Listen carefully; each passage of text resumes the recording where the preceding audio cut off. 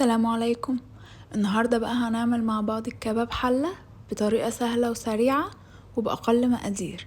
تعالوا يلا نبدأ مع بعض ونقول بسم الله. عندي نص كيلو من اللحمة، النوعية اللي عندي دي من الموزة. تقدروا تستخدموا اي نوع موجود عندكم بس يكون في نسبة دهن بسيطة. عندي بصلة مبشورة ومعلقتين دقيق وملح وفلفل اسود. اول حاجة هنبشر بقى البصلة بتاعتنا كده او نضربها، ما يكونش التقطيع ناعم قوي. معلقتين زيت على النار، نشوح البصلة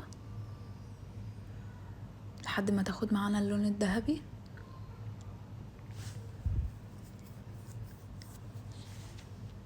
بعدين هننزل بمكعبات اللحم بتاعتنا،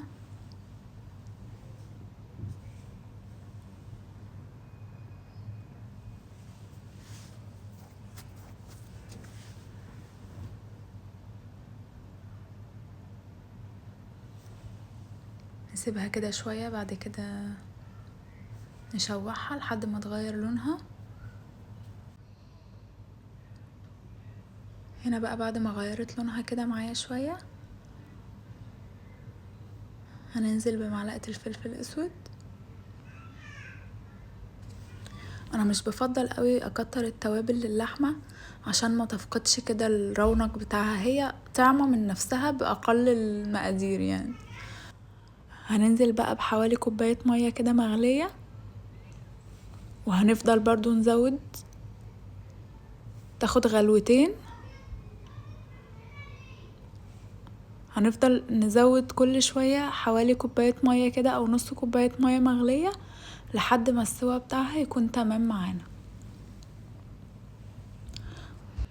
عندي بقى رشة سكر، وبعد كده معلقة ملح،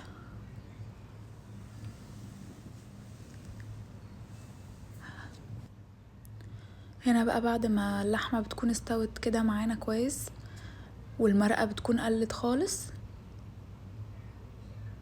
عندي بقى معلقتين الدقيق هنزل بيهم عشان هما دول اللي هيدونا الكرملة